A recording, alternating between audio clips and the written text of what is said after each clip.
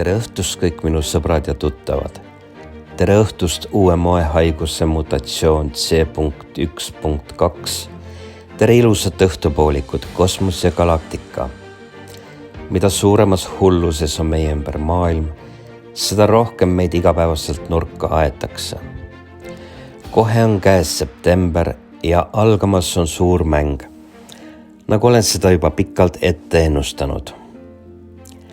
Täna räägin ma teile mitte suurest lähtestamisest, vaid suure lähtestamise varjus toimuvast suurest lähenemisest.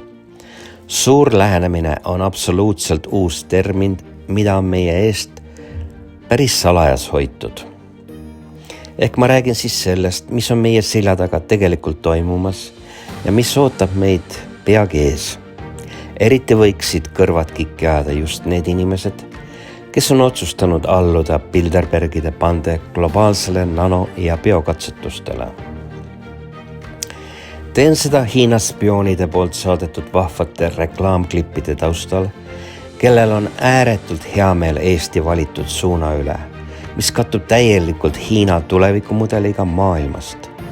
Minu ja sinu ning kogu inimkonna tuleviku ühtsest kodust. Eesti rahva tuleviku kodust ehk ühtsest totalitaarsest Hiina maailmakorrast. Just nii. Selle kõige taustal võtan ma täna jutuks teemad nagu inter- ja multidistsiplinaarne maailm, nano-, biotehnoloogia ja infokandjate ühendamisest inimkonna tuleviku hüvangu nimel. Etteruttavalt, ainus asi, mida ma täpselt veel ei tea, kui suur on inimkonna utiliseerimise protsent lähtuvalt käimasolevast bio-, nano- ja 5G kompleksse koostöökatsetusest. Aga kuna iga sõda nõuab ohvreid, siis on see kõik loomulik kadu. Ja see on ikka parem kui tuumasõda, sest nii räägitakse. Ja ma toon selle näiteks minu sõjaväeperiood, mis 1979. aasta jõulude ajal langes kokku Afganistani esimese sõja algusega, kus me noored sõdurpoisid pidime alluma Sovjetistani meditsiini medulla spinalis ehk seljaajusüstile, kus meie käest keegi ei küsinud, kas me tahame seda rõvedat 10 sentimeetrist süstlanõela tundmatu ainega otse selga või mitte. See oli noorele kutile nagu noahoop selga sügavale, nagu kirvelöök sügavale selga. Ja ma usun, et need lapsed, kes täna saavad selle süsti, need väikesed maailmakodanikud, nendele jääb see eluks ajaks täpselt nii meelde nagu minule. Jäi see 10 sentimeetrine süstlanäel, kusjuures ta tundus tõesti 10-meetrine. Ja mõelge siis, kas tookord jõulupühade ajal minnes välipolügooni õppustele või dessantvelk erioperatsioonile, kus mitte keegi küsinud noore sõdurpoisi arvamust, et kas me tahame seda või ei taha, kas me tahame minna südaöösel kinni seotud silmadega. Mitte keegi küsinud, kuna tegu oli missiooniga oma kodumaa kaitse hüvanguks. Kas nendes oludes me teadsime, et meil oli ette nähtud hukkunute protsent. Vaat siis me ei teadnud, aga see reaalselt igas situatsioonis ka juhtus. Nii on ka praegu nähtud ette hukkunute protsent, kuid see kõik on köki-möki nende jaoks. Vahe praegusega on vaid selles, et nüüd on meil kodumaa kaitsmine ja selle termini ümber nimetatud globaalseks kliimakaitseks. Vahe on ka veel selles, et kui meid õpetati kaitsma oma kodumaad, aga automaatide ja tulise rauatehnikaga või keda kuradit me siis lõppude lõpuks kaitsesime või kelle eest me siis seisime, see on veel siiamaani selgusetu, siis nüüd tehakse liibuvates kukkepükstes noortele väljaõpet rulaade ja nende tõukelaudadega. Olete näinud õhtuti kusagil treppide ja käsipuude peal, nii et võimas valmistumine kodumaa kaitseks käib. Aga stardime. Ainult kõrgemale tehnoloogilise tasemele liikudes on kõigil maailma rahvastel võimalik jõuda koos jõukusesse, ilma et oleks ammendatud olulised loodusressursid nii kaugele, et tsivilisatsiooni tulevik poleks kahtluse all. no mis asja, me kogu aeg läheme kuhugile jõukuse poole, see on nagu 5 rikkama hulka juba pikki aastaid ja minul isiklikult on selline tunne, et need loodusressursid on ammu juba ammendunud. Ja pole saladus, et enamus biotehnoloogia ja biomeditsiini võimsaid arenguid toimuvad nanomõõtmetel. Ma räägin lahti, mis on nanomõõde. See on tavaliselt määratletud kui suurusvahemik 1–100 nanomeetrit, mis on vahemikus 1 miljondik kuni 1 10,000 Ameerika dollari paksusest. Kas te kujutate nüüd ette Ameerika dollarit, ilmselt olete käes hoidnud, krabistanud, eriti need sidruninlugejad teavad seda. Et võt siis sellest dollarist 1 miljondik veel. No okei, 1 10,000 veel. No täielik selline mõistusele hoomamatu mõõde, täpselt nii nagu inimaju hakkab mõtlema lõpmatusest, et kusagil on meil kosmos ja galaktika ja kogu universum, millel ei ole lõppu ega äärt. Vot see on siis suurusvahemik 1–100 nanomeetrini. Ja need arengud ei kehti mitte ainult geenitehnoloogia mõne nanomeetri kvantpunktidega pildistamisele, kus siis DNA molekulid on laiusega umbes 3 nanomeetrit. Mitte ka ainult sihipäraste ravimite ja vaktsiinipreparaatide puhul, mille kandjateks on nanoosakesed. Bioloogiliselt ühilduva proteesiga ehk molekulide disaini järgi, ehk siis nüüd meid disainitakse tasapisi nii nagu disainerile meeldib. Aga siis ka teistes paljudes biotehnoloogia valdkondades, kus oleks kasulik paremini mõista rakkudele elu andvaid protsesse. Nii et meie rakukesi hakatakse disainima, ümber kujundama täpselt nii nagu kunstniku pintsel seda maailma lõuendil näeb ja tahab näha. Seega on tänapäeval ja tulevikus üha enam biotehnoloogia üks nanotehnoloogia variantidest.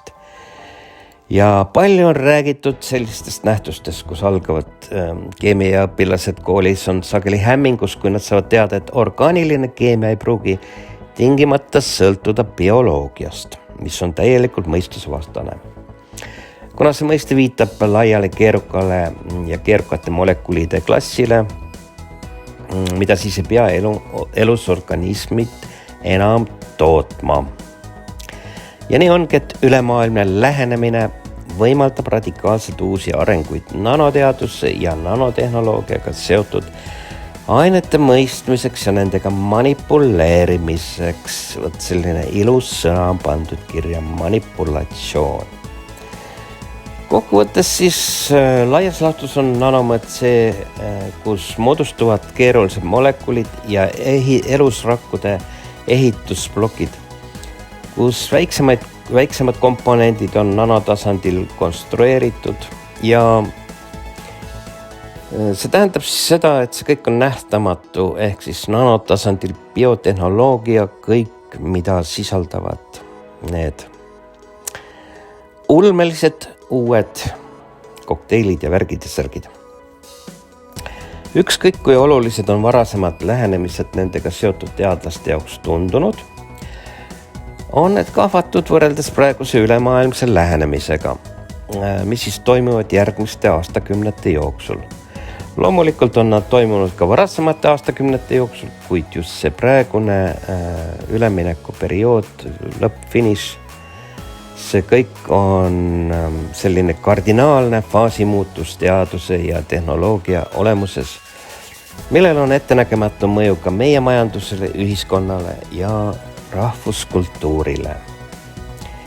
Tõepoolest, kui nii tehnilises kui ka sotsiaalses valdkonnas lähenemist ei toimu, on raske mõista, kuidas inimkond saab vältida konflikte nagu need, mis räsisid meid 20. sajandil, mis on tingitud siis olemasoleva tehnoloogia piiratud ressurssidest ja sotsiaalsetest erinevustest igas maakonnas, külas, linnas ja kogu maailmas. Nii nad räägivad, need suured lähtestajad ja suured lähendajad, et kui me seda teed ei lähe, siis meid tabab järjekordselt tuumassõda. Ja nüüd te ilmselt küsite, et mida teha? Mina arvan nii, et ainus tee on protest kõigis ja kõikjal, mis surub meile väiksele rahvale peale seda uut maailmakorda. Me saame protestida absoluutselt iga sammu peal, kus meie käest nõutakse idiootsust, kust meie käest nõutakse seda, mida meie väikene rahvas ei ole harjunud tegema. Me oleme ju ellujääjad või ei ole? Otse loomulikult ma tean seda, et mitte keegi seda ei tee, sest euromiljardid on väga magus suutäis ja sidrunitel on väga hea aroom. Eriti teavad seda seal mäe peal istujad. Aga tavainimestel ma soovitan pöörata selg sellele fiktiivsele heaolule, düstopilisele kakotoopia hullusele. Muide, kakotoopia on hea termin sellele hullusele. Vaadake, guugeldage, siis leiate. Kakotoopia, see on nagu kakatoopia. Kaka on tuttav nimi, eks ju. Ja selle oma helendava nutiplaadiga, mis teil ja minul praegus käes on, ilmselt tuleb peagi jões lutsu visata või järve kaldal seistes teha üks pikk lutsuvise. Sest vastasel juhul ei ole enam võimalik selles hulluses elada. Kusjuures mina isiklikult kaalun ka seda vist teha mingil ajal, sest teisiti ma enam elada ei taha ja mina olen tegelikult selle hullusele juba ammu selja pööranud. Kuid nüüd tundub, et tuleb lõplik otsus teha. Selline kujunes välja täna minune mõttelõng, kellele see meeldis. Aitäh teile, et lõpuni kuulasite. Ja kes ei ole veel ostnud minu e-raamatut, siis olge lahked. See võimalus on täitsa olemas ja see võimalus jääb. Ning nagu ma lubasin selle e-raamatu eest saadud rahadega, ma parandan maailma. Sellega ma saan ka teha veel tulevikus selliseid süvauuringuid ja mis tahes nagu ettevõtmisi, et sellised ülekanded ja mõttevälgatused veel tuleksid. Ja soovitan siis kõigile soojalt, võtke ühendust ja ostke minu e-raamat Elutarkuse entsüklopeedia. Nagu ma varasemalt olen öelnud ka seda, et sünergial on meeletu võim ja nii ta töötab. Igatahes soovin siis kõikidele meeldivat õhtut, õhtu jätku, erksat meelt, sellist tugevat, positiivset hoiakut, sest uskuge, mitte keegi ei saa teilt seda ära võtta. Ja ei ole mõtet laskuda nende tasandile, võtta seda kõike omaks, pöörake lihtsalt selg. Juba täna, siin ja praegu. Aitäh teile ja jälle kuulmiseni ilmselt õige pea.